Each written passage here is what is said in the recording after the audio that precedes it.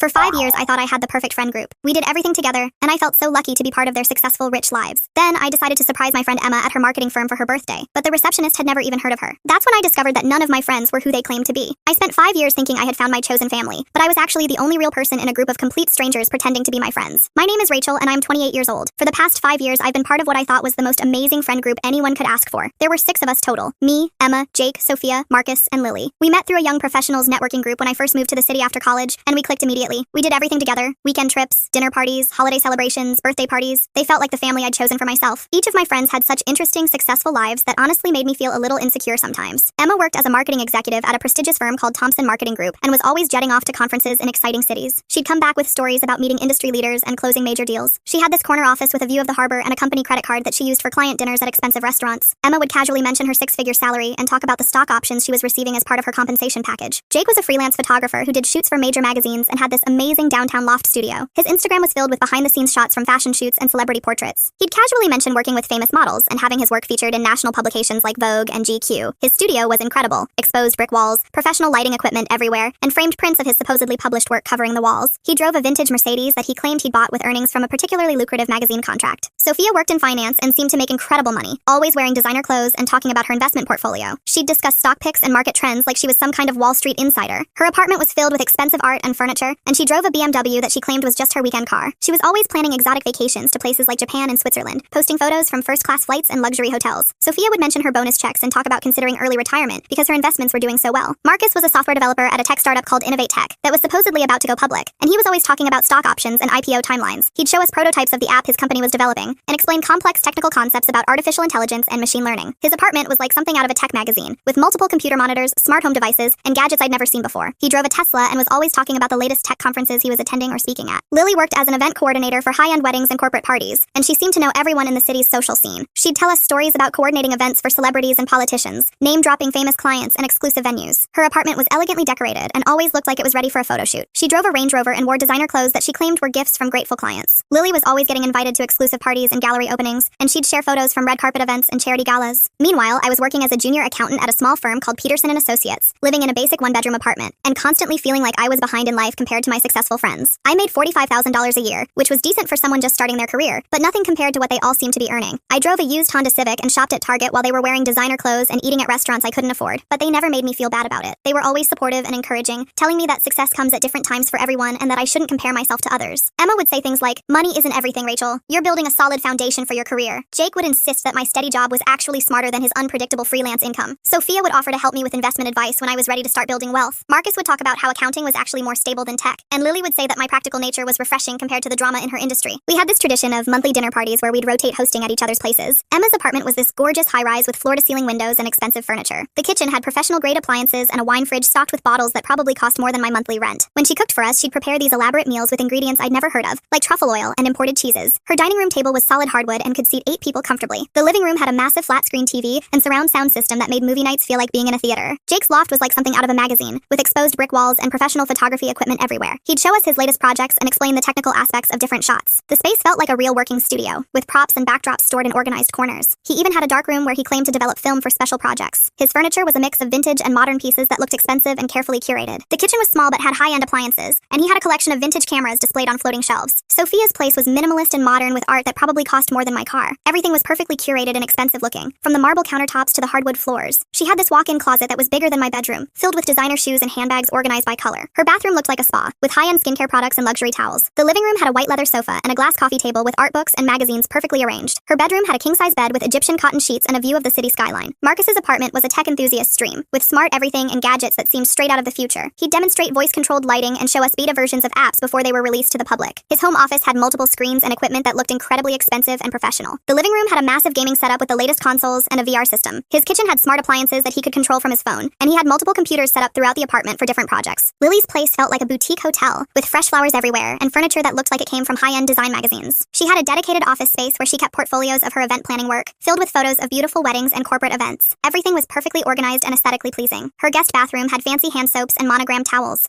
The living room had antique furniture mixed with modern pieces, and she had a collection of coffee table books about interior design and entertaining. Even when I hosted at my modest apartment, they were always gracious and complimentary. They'd bring expensive wine and flowers, and they'd insist that my simple home-cooked meals were delicious. They made me feel like my contribution to the group was valued, even though I couldn't match their lifestyle or entertaining standards. Emma would compliment my cozy decorating style. Jake would take artistic photos of my humble dinner setup. Sophia would bring dessert from an expensive bakery. Marcus would help me set up my basic sound system for background music. And Lily would arrange the flowers I couldn't afford in a way that made them look professional. Our friendship rituals extended beyond just dinner parties. We had annual traditions like New Year's Eve celebrations at expensive hotels, group vacations to destinations I could barely afford, and birthday celebrations at upscale restaurants. Emma would organize weekend trips to her family's supposed vacation home in the Hamptons. Jake would arrange photography workshops where he'd teach us about lighting and composition. Sophia would plan investment club meetings where she'd share market insights and portfolio strategies. Marcus would host game nights with the latest tech gadgets and virtual reality experiences. Lily would get us invitations to exclusive events and parties through her supposed industry connections. The first crack in the facade appeared about 3 months ago during one of our dinner parties at Marcus's place. We were all sitting around his dining table, and Marcus was telling us about his startup's latest funding round. He was going into detail about venture capitalists and market valuations, using terms that sounded impressive but also felt rehearsed somehow. He talked about Series A funding and convertible notes and equity percentages, discussing how their artificial intelligence platform was revolutionizing customer service for enterprise clients. I work with numbers all day, so I started asking more specific questions about the company's financial projections and business model. I wanted to understand how they were planning to monetize their user base and what their customer acquisition costs looked like. These seemed like reasonable questions for someone working in the tech industry to be able to answer. I asked about their burn rate, their runway, and their path to profitability. Marcus seemed to stumble over his answers, giving vague responses and quickly changing the subject. He said things like, "Well, that's really more of a question for our CFO,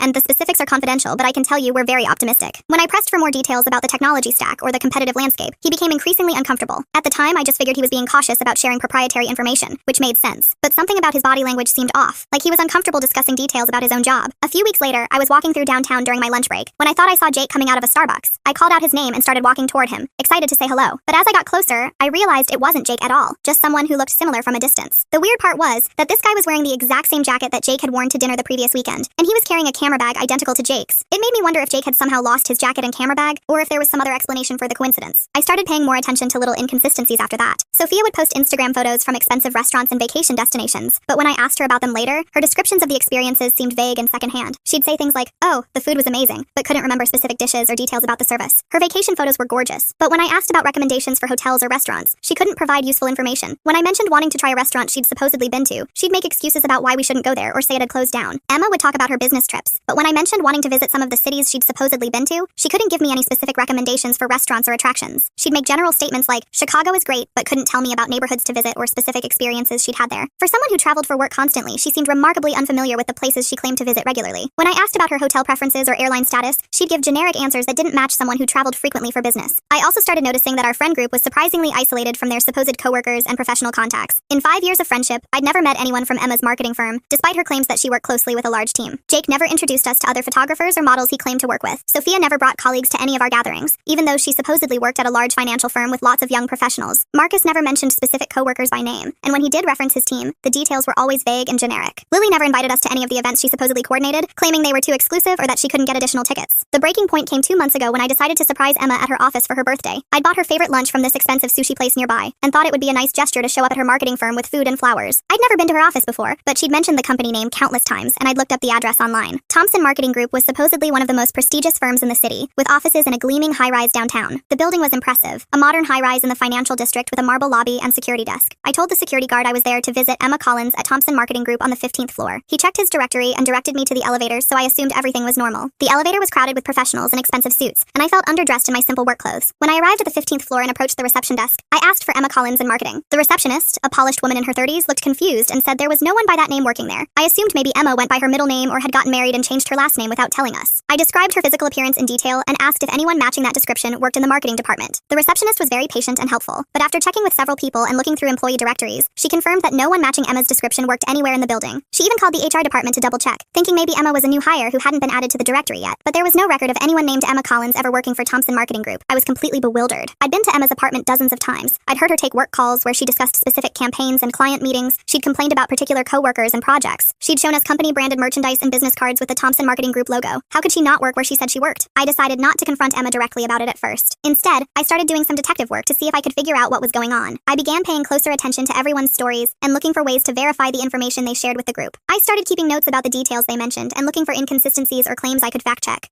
The more I investigated, the more disturbing things became. I discovered that Jake's photography studio was actually just a regular apartment that he decorated to look professional. I found this out when I was walking past the building one evening and saw him in the window. The space looked completely different without all the photography equipment set up. It was just a normal living room with regular furniture and no sign of the professional setup I'd seen during our visits. I decided to test this discovery by walking past the building at different times to see if I could observe more. What I found was that the apartment would transform dramatically depending on when I looked. Sometimes it looked like a normal living space with a couch and TV, other times it was set up like a photography studio with lights and backdrops. It became clear that Jake was staging the space for our visits and then returning it to its normal configuration afterward. I started reverse searching some of the photos that Sophia posted on social media from her supposed designer shopping trips and expensive dinners. Many of them were stock photos or images stolen from other people's accounts. When I confronted the evidence, I realized that Sophia had been creating a fake lifestyle online using other people's photos and experiences. Her vacation photos were actually professional travel photography she'd downloaded from tourism websites. Her restaurant photos were lifted from food bloggers and restaurant marketing materials. I spent hours going through her social media history, and the pattern became clear. Almost nothing she'd posted over the past 5 years was actually from her own experiences. She'd been curating a completely fictional online presence using content stolen from dozens of different sources. The few photos that were actually of her were taken in generic locations that could be anywhere, carefully cropped to hide any identifying details about where she really was. Marcus's startup story began falling apart when I looked up the company he claimed to work for. Innovate Tech existed as a real company, but when I checked their employee directory and LinkedIn pages, there was no record of Marcus ever working there. I even called the company's main number and asked to be transferred to Marcus's extension. The receptionist had never heard of him, and when I described him, no one at the company could identify who I was talking about. I dug deeper into the company's website and found detailed information about their actual employees and leadership team. Marcus wasn't mentioned anywhere, and his supposed area of expertise, artificial intelligence for customer service, wasn't even something the company worked on. Their actual business model was completely different from what Marcus had described to us. Lily's event planning business seemed legitimate at first, but when I tried to find her company online or look at reviews from past clients, I couldn't find any evidence that her business actually existed. The website she'd shown us before was beautifully designed but had no real contact information or client testimonials that I could verify. When I searched for the business license, nothing came up in the city records. I tried calling the venues where Lily claimed to have coordinated events, pretending to be a potential client looking for references. None of them had ever heard of Lily or her supposed company. The exclusive events she claimed to attend were either completely fictional or real events that she'd researched online and pretended to have been involved with. The most shocking discovery came when I decided to drive past Emma's apartment building one Saturday morning. I'd been there so many times for our dinner parties, but I wanted to see if maybe I could catch her coming or going and figure out what was really going on with her job situation. What I saw made my blood run cold. Emma was leaving the building in what appeared to be a cleaning lady's uniform, carrying supplies and loading them into a beat-up Honda that I'd never seen before. This was the same Emma who supposedly made 6 figures in marketing and drove a BMW that she claimed was a company car. She was wearing a uniform with a cleaning company logo and looked nothing like the polished executive I thought I knew. I followed her at a distance and watched as she drove to an office building across town. She spent the next 4 hours cleaning offices, emptying trash cans, and vacuuming floors. Emma, who I thought was a successful marketing executive attending high-level meetings and managing major accounts, was actually working as a night janitor. I watched her through the windows as she cleaned the same type of corporate offices where she claimed to work as an executive. I sat in my car watching her work and felt like my entire reality was crumbling. If Emma's life was a complete lie, what about everyone else? How many of my friends were living fake lives, and why were they doing it? The person I'd looked up to as the most successful member of our group was actually working one of the most humble jobs imaginable. Over the next few weeks, I became obsessed with uncovering the truth about each member of our friend group. I started following them discreetly, checking their social media more carefully, and trying to verify every claim they made about their lives. I felt like a private investigator, but I needed to know the extent of the deception I'd been living with for 5 years. What I discovered was beyond anything I could have imagined. Jake wasn't a photographer at all. He worked at a retail electronics store in a shopping mall and lived in a studio apartment that he'd been staging to look like a professional photography studio whenever we visited. The expensive camera equipment was rented for special occasions and returned afterward. I watched him one evening as he packed up all the professional lighting and camera gear, loading it into a rental van to return to an equipment rental company. I followed Jake to his real job and watched him working behind the counter at an electronics store, wearing a polo shirt with the company logo and helping customers with phone repairs and accessory purchases. It was such a stark contrast to the sophisticated artist persona he'd maintained with our group. The published photographs covering his walls weren't his work at all. They were prints he'd ordered online of famous photographers' work. The magazines he claimed to be featured in either didn't exist or were publications he'd created fake covers for using photo editing software. Sophia didn't work in finance or have any money. She was actually a waitress at a chain restaurant and lived with 3 roommates in a tiny apartment across town. The designer clothes she wore to our gatherings were either knockoffs purchased online or items she'd bought from expensive stores and returned after wearing them once, taking advantage of generous return policies. Her Instagram posts about expensive experiences were all fabricated using other people's photos. I followed her one evening and watched her serve tables at an Applebee's, wearing the standard uniform and clearly struggling to handle a busy shift. She was friendly with customers but looked exhausted and stressed in a way I'd never seen before. The BMW she supposedly drove belonged to one of her roommates, and she only borrowed it for special occasions when she needed to maintain her wealthy persona. Her actual transportation was a beat-up Honda Civic that was probably older than mine. Marcus didn't work at a tech startup or have any involvement in the technology industry. He was unemployed and had been living off savings and credit cards while pretending to have this high-powered job. The apartment where we'd had dinner parties wasn't even his. It belonged to a friend who let him borrow it for special occasions in exchange for help with household projects and errands. His real living situation was a tiny studio apartment filled with secondhand furniture and no sign of the expensive tech equipment I'd seen at the other place. The gadgets and computers he'd shown us were either borrowed from friends or purchased and quickly returned to stores within the return window.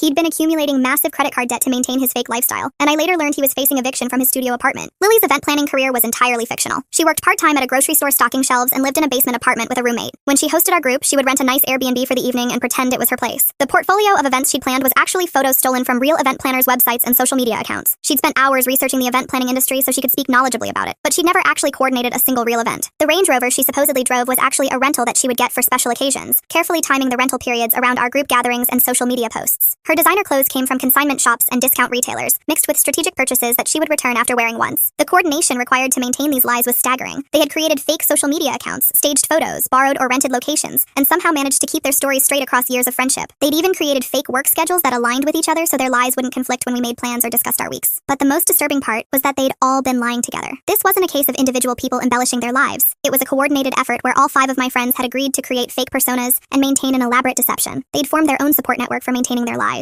helping each other with props, alibis, and story coordination. I discovered they had a private group chat called The Performance, where they coordinated their lies and warned each other about potential exposure. They would share tips on where to rent expensive clothes, how to fake social media posts convincingly, and strategies for deflecting questions about their supposed careers. They'd even practice their fake stories together to make sure their details were consistent and their timelines aligned. In this group chat, they'd assigned each other roles and specialties. Emma was the research coordinator, responsible for finding realistic details about marketing industry trends and company structures. Jake handled the visual assets, creating fake portfolios and finding convincing photos for their social media accounts. Sophia managed financial credibility, researching investment terminology and market trends to sound knowledgeable about finance. Marcus was the tech consultant, staying up to date on startup culture and technology trends to maintain his persona. Lily coordinated social proof, finding real events and social situations they could reference to make their lives seem more connected and exciting. I finally confronted Emma first since her lie was the one I'd discovered most thoroughly. I told her I knew she didn't work in marketing and that I'd seen her cleaning offices. Her reaction was not what I expected. Instead of denial or shame, she seemed almost relieved that someone had figured it out. Emma broke down crying and admitted that the entire friend group had been living a lie since the day we met. She explained that when they joined the Young Professionals networking group, they'd all felt insecure about their real jobs and life situations. They'd started by embellishing small details about their careers, but the lies had snowballed into these elaborate fake identities. According to Emma, the group had made a pact to maintain their fictional lives because they enjoyed the respect and admiration they received from others, including me. They'd created a feedback loop where each person's fake success motivated the others to make their own lies more elaborate and convincing. What had started as minor exaggerations had evolved into completely fabricated identities. Emma told me that they'd actually become close friends through the process of maintaining their deception. They would help each other stage photos, borrow clothes and accessories, and coordinate their fake schedules. The monthly dinner parties at expensive apartments were their biggest production, requiring significant planning and expense to pull off convincingly. They would pool their resources to rent locations, buy props, and create the elaborate sets that convinced me they all lived luxurious lives. What hurt the most was learning that I had been specifically targeted as someone who would be impressed by their fake lives and wouldn't ask too many probing questions. They'd seen me as naive and gullible, someone who would make them feel successful by comparison, while also providing them with a sense of having fooled someone completely. Emma admitted that they'd discussed my personality and background extensively before deciding to include me in their deception. Emma showed me screenshots of their group chat where they discussed strategies for maintaining their lies around me specifically. They'd called me the Mark, and had made jokes about how easily impressed I was by their fake accomplishments. They'd even placed bets on how long they could maintain the deception before I caught on, with Marcus winning the pool by predicting I'd never figure it out on my own. The group chat messages were devastating to read. They'd analyze my insecurities and use them against me, making me feel inferior to their supposed success, while secretly mocking my authentic life. They'd laughed about my modest apartment, my practical car, and my genuine job, treating my real life as entertainment for their private conversations. When I confronted the rest of the group, their reactions varied dramatically and revealed different aspects of their personalities that I'd never seen before. Jake seemed genuinely remorseful, and admitted that the deception had gotten out of hand. He said they'd started the lies as a way to feel better about themselves, but had gotten trapped in maintaining them. He claimed he'd wanted to come clean multiple times but was afraid of losing the friendship and the acceptance he felt from the group. Jake broke down during our conversation, and admitted that the pressure of maintaining his fake photographer persona had been overwhelming. He'd spent countless hours learning photography terminology and studying famous photographers' work, so he could speak convincingly about the industry. He'd maxed out multiple credit cards renting equipment and staging his apartment for our visits. He showed me his real photography work, amateur shots he'd taken as a hobby, and explained that he'd been too ashamed of his actual skill level to share it with the group. Sophia was defensive and argued that everyone embellishes their lives on social media anyway, so what they were doing wasn't that different. She said that I was being hypocritical because I'd also presented my best self to the group and hadn't shared all my struggles and insecurities. She seemed genuinely angry that I'd spied on them and violated their privacy by following them and investigating their claims. During our confrontation, Sophia revealed that she'd been inspired by influencers and celebrities who curate perfect online personas, arguing that the line between authentic self-presentation and fiction was blurrier than I was making it seem. She claimed that everyone lies about their lives to some extent, whether through selective social media posting or exaggerating stories in casual conversation. She couldn't understand why I was treating their coordinated deception as fundamentally different from normal social behavior. Marcus tried to minimize the situation by saying that the fake details didn't matter because our friendship was real. He claimed that they genuinely cared about me and that the lies were just about career stuff, not about their feelings toward me. He insisted that the emotional connections we'd shared were authentic, even if the context had been fabricated. Marcus became philosophical during our conversation, arguing that identity itself is a social construction and that their fake personas were just as valid as their real selves. He claimed that the confident, successful versions of themselves they'd created through their lies were aspirational identities that represented who they wanted to become.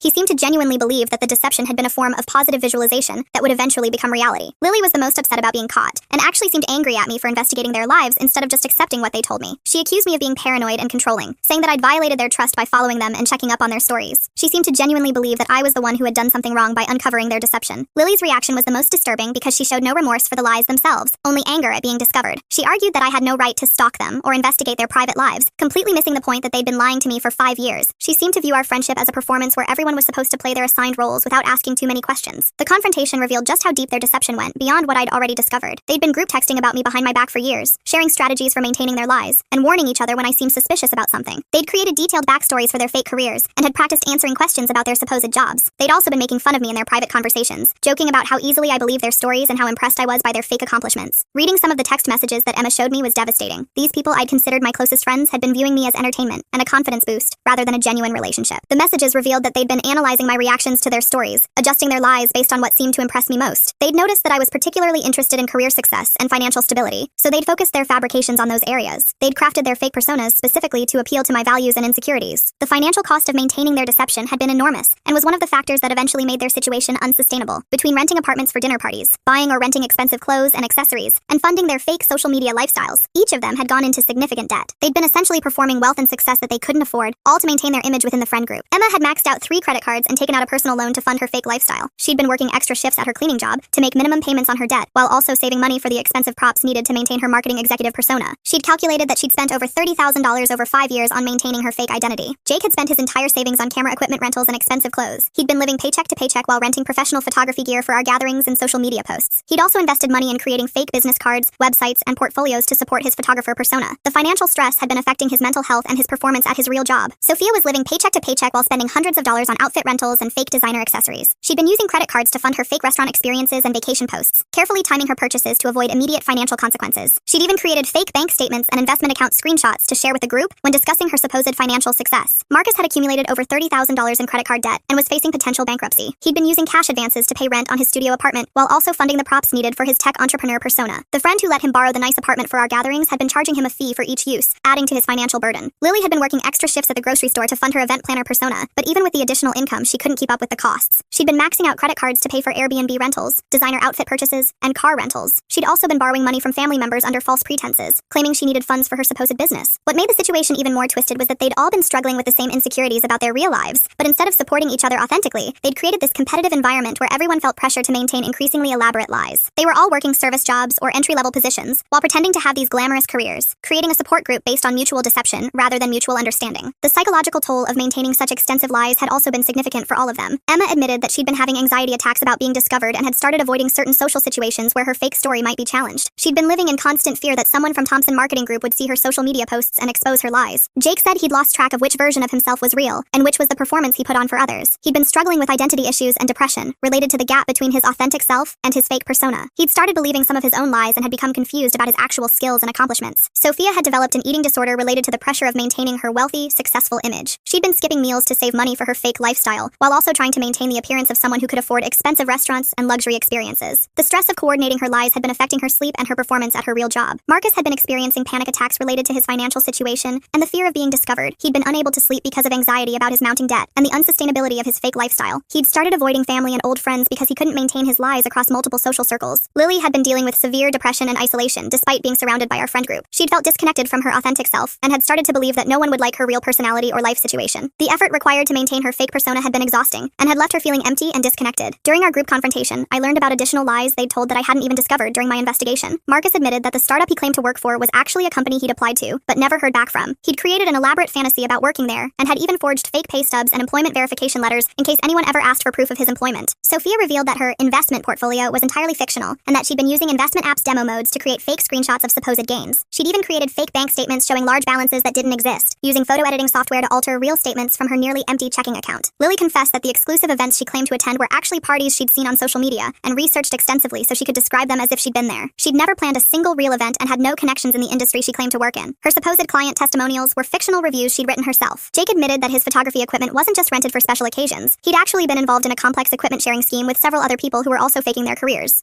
They'd coordinate rentals and trade equipment to create the illusion that they all owned expensive gear. Emma revealed that her supposed business trips were actually day trips, where she'd drive to nearby cities, take photos at airports and hotels, and then return home the same day. She'd researched restaurants and attractions online so she could speak knowledgeably about places she'd never actually visited. The group had also created fake references for each other, pretending to be former colleagues or clients when potential employers called to verify their supposed work experience. They'd developed an elaborate system of covering for each other's lies that extended far beyond just their friendship. Emma had pretended to be Jake's former client when he applied for photography jobs, while Jake had posed as Emma's colleague when she tried to get interviews at real marketing firms. They'd even created fake LinkedIn profiles and professional websites to support each other's fabricated careers. Marcus had built websites for Jake's photography business and Lily's event planning company, while Sophia had created fake professional profiles that they could reference as business contacts. The level of coordination required to maintain this network of deception was staggering. The most disturbing revelation was that they'd been recruiting other people into their deception, without those people knowing they were part of a coordinated lie. They'd convinced acquaintances to pose as clients, colleagues, or industry contacts in photos and social media posts, telling these people they were helping with professional portfolio development, or networking content creation. Emma had paid her cousin to pose as a coworker in several LinkedIn photos, telling her cousin she needed professional headshots for a company website. Jake had convinced friends from his electronics store job to dress up and pose as models for his fake photography portfolio, claiming he was building a legitimate business and needed practice shots. Sophia had involved her roommates in creating fake social media content, having them take photos of her in borrowed luxury items and expensive locations. She'd convinced them she was building an influencer brand and needed content for potential sponsorship deals. Marcus had used photos from his friend's actual tech job to create fake workplace content, telling his friend he was documenting startup culture for a blog he was writing. Lily had been the most manipulative in involving outsiders, actually convincing several people to let her photograph their real events, and then claiming credit for planning them. She'd approach photographers at weddings and corporate events, offering to help with equipment or assist with setup in exchange for being included in some photos that she could later use as portfolio pieces. The aftermath of discovering the truth was emotionally devastating for me in ways I'm still processing months later. I had to reevaluate every memory I had with these people, wondering what had been real and what had been performance. Every conversation, every piece of advice they'd given me, every moment of support during difficult times, all of it was tainted by the knowledge that they'd been living completely false lives. I started questioning my own judgment and perception of reality. If I could be fooled so completely by people I saw regularly and considered my closest friends, how could I trust my instincts about anyone else? I began second-guessing every interaction I'd had with them, looking for signs I should have noticed or red flags I'd missed. The betrayal felt different from typical friendship conflicts, because it wasn't just about hurt feelings or misunderstandings. It was about the fundamental nature of reality and truth. These people had created an alternate universe where I was the only one living authentically, while everyone else was essentially actors playing roles designed to manipulate my emotions and perceptions. I also had to confront some uncomfortable truths about myself, and why I'd been so easily deceived. Looking back, there had been signs that things didn't add up, but I'd ignored them because I wanted to believe that I was part of this successful, glamorous friend group. I'd been so focused on feeling included and accepted that I hadn't paid attention to the inconsistencies in their stories. The most painful realization was that my friendships had been built on a foundation of lies, and that I'd never really known these people at all. The personalities they'd shown me were carefully crafted characters designed to impress and deceive. I had no idea who they really were underneath their fake personas, which meant I was essentially grieving the loss of people who had never actually existed. I made the decision to cut contact with all of them immediately, despite their desperate attempts to convince me otherwise. They tried every possible approach to maintain our relationships, from emotional manipulation to logical arguments, to promises of complete honesty going forward. But I couldn't get past the betrayal and manipulation. They'd spent 5 years viewing me as someone to be deceived rather than a genuine friend to be trusted with the truth. Emma sent me a series of increasingly desperate emails over the following weeks, begging for forgiveness and explaining that she'd been planning to come clean for months. She said the stress of maintaining the lies had been overwhelming, and that she genuinely cared about me despite the deception. She offered to pay me back for any money I'd spent on gifts or activities based on her fake persona, and she promised to introduce me to her real life and authentic self. In her final email, Emma wrote a detailed account of how the deception had started and evolved, claiming that it had begun as a defense mechanism to cope with feelings of inadequacy and had spiraled out of control. She described the group dynamic that had made it impossible for any of them to come clean individually, since they were all complicit in maintaining each other's lies. Jake showed up at my apartment multiple times trying to apologize and explain his behavior. He brought a portfolio of his real photography work, amateur shots he'd taken as a hobby, and said he'd been too ashamed of his actual skill level to share it with the group. He claimed that his feelings for me as a friend had been real, even if everything else had been fake. During one of these visits, Jake broke down completely and admitted that he'd been struggling with severe depression and anxiety related to his fake lifestyle. He said that pretending to be successful had become an addiction that he couldn't stop, even when he wanted to. He begged me to help him figure out how to transition back to living authentically, claiming that our friendship was the only real thing in his life. Sophia sent me several text messages alternating between apologies and accusations, revealing the instability in her personality that I'd never seen before. In some messages, she acknowledged that what they'd done was wrong and expressed genuine remorse for the pain they'd caused me. In others, she blamed me for being too judgmental and said that everyone lies about their lives to some extent. Her most disturbing message came late one night when she was apparently drunk, accusing me of being jealous of their fake success, and claiming that I'd been obsessed with their lifestyles in an unhealthy way. She said that my investigation of their lives proved I was possessive and controlling, and that they'd been justified in lying to me because I wouldn't have been able to handle the truth about their real situations. Marcus tried to maintain that we could rebuild our friendship on a foundation of honesty, approaching the situation like a business problem that could be solved with the right strategy. He offered to introduce me to his real friends and show me his actual living situation, promising that he would never lie to me again. He seemed to genuinely believe that we could move past the deception and start over with a clean slate. Marcus also sent me several long text messages analyzing the psychological and sociological factors that had led to their deception, treating the situation like an academic case study.